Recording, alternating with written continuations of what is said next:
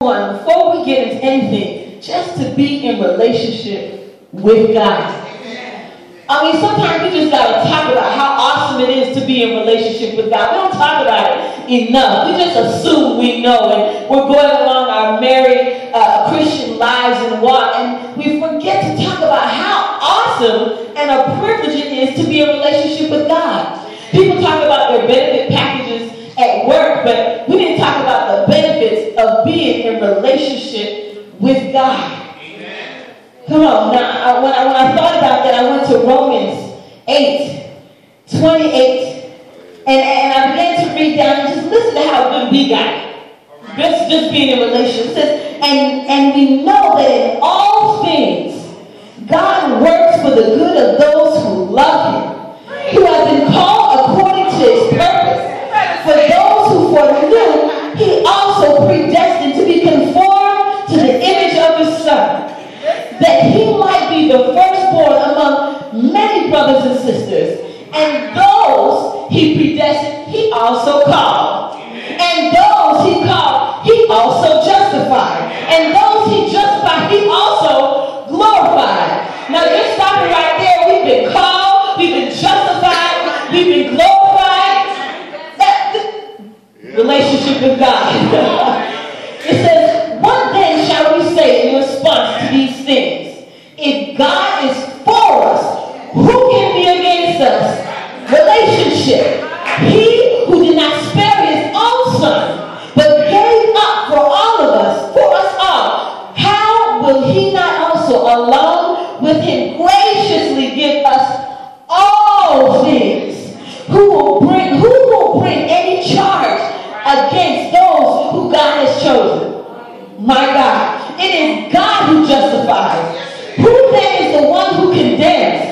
No one. Christ Jesus, who died, more than that, who was raised to life, is at the right hand of God and is also interceding for us. Who, and this part is my favorite, and it probably is, as long as I've known scripture, this has been my favorite scripture. Who shall separate us from the love of God? My Jesus. Oh my God. Who shall trouble? Shall hardship? Shall persecution? Or famine? Or nakedness? Or danger? Or sword? As it is written, for your sake we face death all day long. We are considered as sheep to be slaughtered. No. In all these things we are more than conquerors through Him who loved us.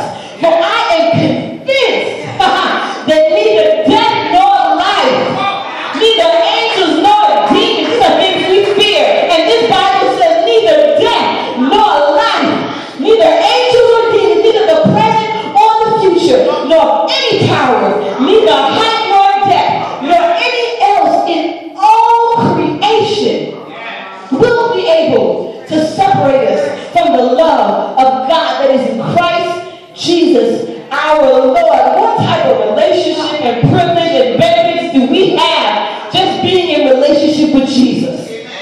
We got to thank God just for that. This is not just a 401k. The Bible says that we are more than conquerors. That even when they say that we are sheep, just accept or slaughter, that even that is nothing. There's no height, no depth that can stop us because we're in relationship with God. How awesome is that? When we go to Psalms 100, it tells us how exciting it is. We get to shout joyfully to the Lord. We get to serve God with gladness. We get to come before Him with joyful singing. Hello? We get to know that the Lord is God, and that we are His people. That's a powerful knowledge, that you are His people. We get to enter into His gates with thanksgiving. And we can stop right there, because first of all, it's exciting just to know we can enter into His gates. Do we realize we're talking about God? I know, we throw that around, and in music these days, they throw God around, and they call us God, and everybody's God, and be your own God. But we're talking about God, like the same one that created everything. And He says that we can enter into His gates, privileges, benefits. This is our God and our Savior. This is awesome. This relationship is filled with praise praise and thanks, and it's with a good God that is full of loving kindness and faithful, like the sister said, beyond measure. Not just to this generation, but to generations that will come after and after and after. In Jesus' name. It is wonderful to move forward and shift in praise in this type of relationship with God. This goal, shifting in our praise, this theme, this aim that has been set before us, it's awesome. It's great. Excuse me, but as I was thinking about it, there was a question that came to mind. And that was, but what hinders us in our relationship, our intimacy, our growth, our covenant with Christ? And God led me to 2 Timothy 3, 1 through 5. You can turn it with me if you would like. If you have your Bibles with you. Hallelujah, Jesus. 2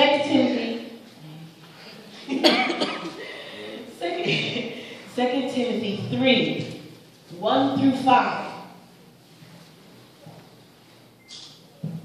I like how God, you ask him a question, and he'll just give you the answer right out of his word. You ain't have to go too far. Everything we need is right here, and that's part of the benefits. Part of that benefits package. This is the answer that God said. Now the question was, what hinders our relationship, our intimacy, our growth, our covenant with Christ? And it says, but mark this, there will be terrible times in the last days. People will be lovers of themselves, lovers of money, boastful, proud, abusive, disobedient to their parents, ungrateful, holy, without love, unforgiving, slanderous, without self-control, brutal, not lovers of good, treacherous, rash, conceited, lovers of pleasure rather than lovers of God, having a form of godliness but denying the power. It says, have nothing to do with such people. This is our reality in and out of the church, in and out of the body of Christ. This is in the streets. And unfortunately, it's in our church.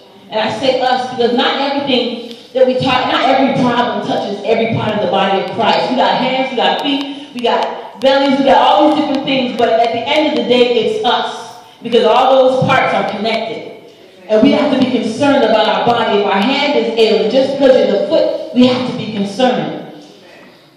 This is our reality in the church. But the problem is we tend to blame the most obvious things. Like when we read that scripture, we think maybe we'll lean more towards people being lovers of themselves, or we'll lean towards more lovers of money, because those are the big ticket numbers right there. Those are the easiest ones to come to when it comes to thinking about the church. And the church, maybe their problems. These are bad, but there is a silent killer in the bunch that you may have missed. And you know the silent ones are the most deadly ones, right? You don't see it coming. That silent killer is having a form of godliness, but denying the power thereof. It's like dealing with the church, a car that looks good, but it doesn't drive, it doesn't work. Like my car. Praise God, pray about that. Or a church that's really an amazing wax museum. It's beautiful, wonderful, everything's in place, but there's no life, it's not real. You better preach. Just as close to perfection, but there is no life living there. We have generations being produced where we are not being real with each other. We're nice and sweet, and it's all about your best life now. Which makes no sense to me, sidebar, because I read the Bible and I'm pretty sure there's a better life coming, and it's not here and it's not now. It's great and we can do the best we can here, but I'm living for heaven. I'm living to see him face to face. I'm not going to glamorize this world and what it has to offer. Amen? Amen. I slipped that in there. Not about our best life now. But we need the whole truth. We need more than just fun and games or just peaceful life. Being too passive about our walk with Christ. We need the reality of God and our Savior and the change in one's life and the power you have to live holy. And on the other hand, I would even compare some of the church in the body of Christ to some of the reality TV shows that we have now. It's almost like we have a keeping up with the third row pews in the church. Now, if you're on the third row, don't even take it personally because it's just a comparison to a reality television show. But sometimes that's all it is. Just dramatics and a show.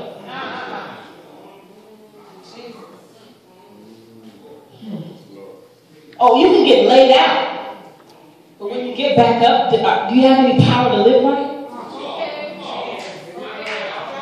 There's so many extremes in church. And sometimes we take one thing, one scripture, and we run for the hills. And then we have one denomination that's running far, but just taking that one scripture. And then you have another one that's going far, but taking another. And we're not getting to the whole truth and nothing but the truth. So help us, God. I present to you that this killer of churches, this is a killer of churches that live just to exist. The life, love, and power of Christ is not flowing out of it to affect a community with the gospel, the good news. But it's not just churches. It's the church. And we are the church. Christians. It's a killer of Christians that live just to exist. And the life and love and power of Christ is not flowing through us. It is terrible and it's eating the church alive. And we've learned to function with this diseased version of the church. This form of godliness. Having a form of godliness but denying the real power of the real godliness. Deuteronomy 4:2 says, do not add to what I command you, and do not subtract from it, but keep the commands of the Lord, your God, that I give you. We must get back to the truth. So help us, God. If we want to move or shift in our relationship, we must remove this hindrance of the ritual of relationship, the form of godliness. About 7 years ago, I had a vision. This was earlier on when I first got to Chicago, and I had my encounters with Jesus, and I was real excited, and I'm moving with God, and I'm excited. And God gave me this vision, and it was of a boxer. And this boxer was in his living room, and he had a mantle, and the mantle was filled with trophies. Trophies, about to fall off the mantle. There's trophies everywhere. And that man, that old boxer, he had stories, and he had experiences, and he had all this, but he was locked up in that house. And nobody knew really about this boxer. And God began to tell me that this is like himself. That he's like that old boxer, locked up in a house. And the body of Christ only wants to catch the headlines in the newspaper on Sundays and maybe Wednesday nights. But they don't want to go in and talk to the man himself and hear about all the great things that he has done and is able to do. Satisfied with the headlines. Father, today I believe he wants us to know that it is time to go deeper than just catching the headlines. He wants us to go visit that boxer, to sit with God and to visit and learn of him, to talk to him and enjoy his presence, even if he says nothing. This is what we call true relationship when you're with your, we call it with your boo. and you just, sometimes you may have nothing to say, but just being in the presence of that person. You could just be sitting there watching TV, didn't say nothing the whole time, but it's just being in the presence that you're satisfied with. My God. There's a song that came out in this generation, and they called it, "We're Bringing Sexy Back." But I want to ask the question, how about we bring back courting and covenant back? Courting, when the true progression of intimacy and relationship with God. Bringing back courting, intentional and purpose-driven relationship. Intentional and purpose-driven relationship. Nobody has to tell you you're not waiting for nothing. You intend, you move, you make moves to be in this relationship with God. Another revelation God gave me was of the worldly nature that has crept into the church. And it took me while I was in Bible college to Genesis, and he showed me Adam and Eve. And I was reading about it, didn't know what I was supposed to get from it.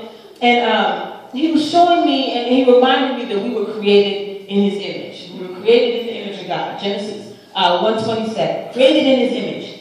And according to John 1, in the beginning was the Word, and the Word was with God, and the Word was God. Okay? So now we equate God with the Word. And we were created in God's image. We're a picture of God. So when you put those two together, we are basically like an illustration or a picture of the Word.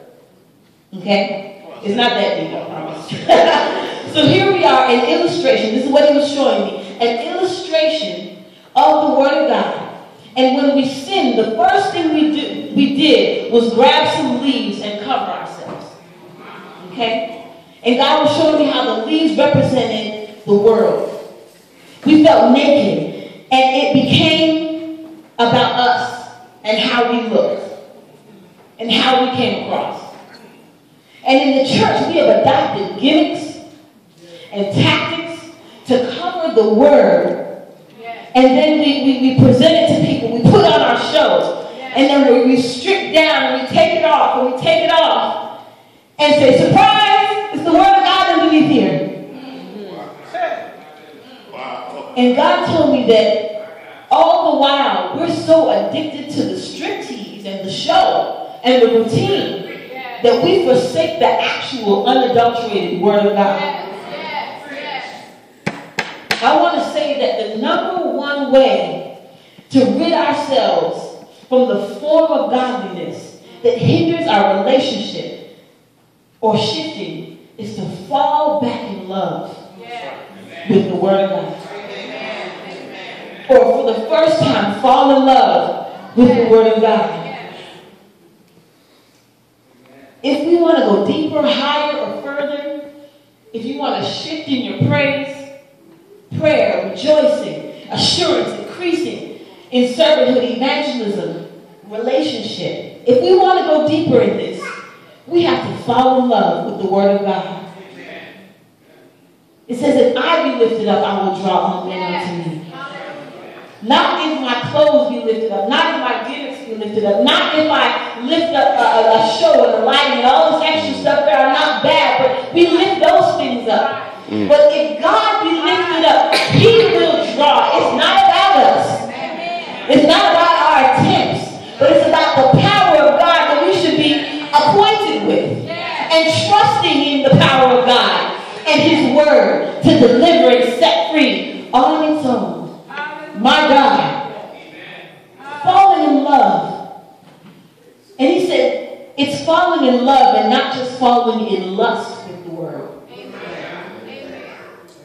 He said lust deals with the appearance of things. You know, that's good preaching, or, you know, that sounds good, or that man preached so deep I didn't even understand what he said, but it was good. You know, it's all about, you know, knowing every preacher's name, and it's about how they said it in their wordplay and all of a sudden. These things are not bad things in themselves, but when we glorify that and not the Word itself, we've fallen in lust with the Word, running from conference to conference just because we want to hear it said a different way, and not letting the actual Word divide and asunder, change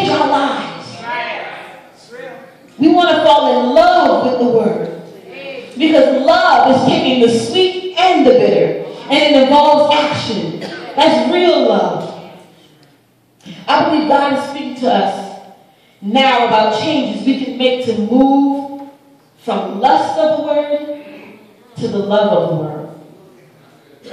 What hinders our praise and our relationship is the form of godliness, a religious spirit. Joshua 1:8 says, keep this book of the law always on your lips. Meditate on it day and night, so that you may be careful to do everything written in it. Then you will be prosperous and successful. The way we are set free from the form of godliness is to fall in love with the Word of God, which is God. The unadulterated Word of God. Now, for those who need, 3 points before they go home and, that's like they really got a good preach unless they got the 3 points and then the story. I gave you 2 stories. I'm very unconventional. Very unconventional. I'll give you 3 points. The first one will be, we need, when it comes to shifting in our praise, we need personal and corporate shifting. Sometimes we want a corporate shift and we want, as the body, or we want a shift in our services without a personal shift at home. Well, something just to take home. It don't work like that. 2, you don't have to wait for a shift. Sometimes we're waiting for a season or something spiritual to knock us over the head so that we move into a shift. We make it so spooky and so spiritual that we can't even attain. And we're waiting for something to happen to us in order for our relationship to move and to shift in Christ. It's not that deep, I promise. If you want to move forward, you just have to move. Amen. Make some changes in your relationship. More time, more prayer, more praise, more serving. Or maybe change the motives of your time, the motives of your prayer, the motives of your praise and of your serving. Reevaluate your relationship and do better. I got on this kick for, I think it was a year or 2 ago, just do better. Because, sometimes you spend too much time when you mess up, thinking about how you messed up and what you did wrong and this, that, and the other, that you can't even move forward. I had to stop and be like, okay, I messed up, but I need to do better next time. And one of the first things when we got to Bible College in Columbus, Ohio, the theme that they were on was, God, show me. And we got to get into that place so we can continuously reevaluate ourselves. God, show me so I can be a better prayer, so I can be a better intercessor, so I can be a better lover of your word, a lover of you, be a better witness. God, show me. And 3, shifts go past your comfort zone. Anytime you're in a place you've never been in before, you're going to be uncomfortable. That's good. Even if it's a good uncomfortable, it's still uncomfortable, because you've never been there. We have to press past the uncomfortableness and change. Because what's uncomfortable anyway soon will become comfortable. And you'll be looking soon for another shift in your relationship. It's a continuum that keeps on going. The bottom line, if we want the desire of our hearts to be the heart of worship, the heart of praise, the heart of the relationship, the real relationship, praying, rejoicing, assurance, increasing in servanthood and evangelism. If nothing I said stuck in your head, remember that in your prayers. If you don't remember that religion and the form of godliness hinders your shifting in your praise, or if you don't remember that falling in love with the Word of God, including obedience, will start shifting you in your praise, then just remember and say, God, I want to go back to a heart of worship, a heart of relationship with you. God, this is my prayer. God, I just thank you for what you've done this morning.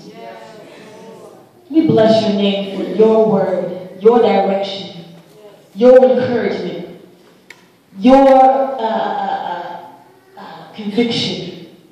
We thank you, God, for all that you have to give us, God, the sweet, the bitter, and everything in between, oh God. We're excited, God, that you even see fit to chastise us, to speak to us, to encourage us, to bless us, God. We're just excited that you're even speaking to us, oh God. Because, God, if we were to go by earthly and worldly standards, God, we would be in the doghouse right now, God. We have no reason for you to even be communicating to us, God. If you were to add up our sins and add up our transgressions, God. But, God, you saw fit, God, to save, set free, and deliver us, God, and leave open the doors of communication, God. And because you tore the veil and opened up the way for us to enter into your presence, oh God, and speak and commune and relate and sit, God, and lean into your bosom, God, and find a place of comfort and rescue, God. God, I pray, God, that we will not waste this opportunity, oh God, to be in relationship with you, God. But we are willing, and we will move forward and shift in our prayer, shift in our rejoicing, shift in assurance, and increasing in our servitude, in our evangelism, God, because we want an awesome relationship with you. We want to do our part in our relationship with you, oh God. So God, empower us, inspire us, remind us this week, oh God. God, we are practical people because we live in a practical world, oh God. So tomorrow, this afternoon, oh God, remind us, God. Let the word, God, that has been spoken in the words that we're going to read this week and even tonight, oh God. God, let us meditate on it day and night. Let us make loving your word a practice of our lives. Let us go back to it if we've fallen short. Let us start it if we haven't begun. But no matter where we are, God, I thank you for new beginnings this morning, oh God. We thank you, God, for another chance. We thank you for another opportunity, oh God. And we give you all the glory and all the honor for this word and for your presence, oh God. And so now, God, we commission ourselves. We're not waiting for something to knock us over the head. We're not waiting for a season to come, God. We shift ourselves this morning, oh God. We shift ourselves, oh God, this morning into a new place in our praise, a new place in this congregation, a new place, corporate and personally, oh God. We shift ourselves this morning, oh God, not waiting for any man, not a husband, not a preacher, not a pastor, not a conference, oh God. We shift ourselves this morning, oh God.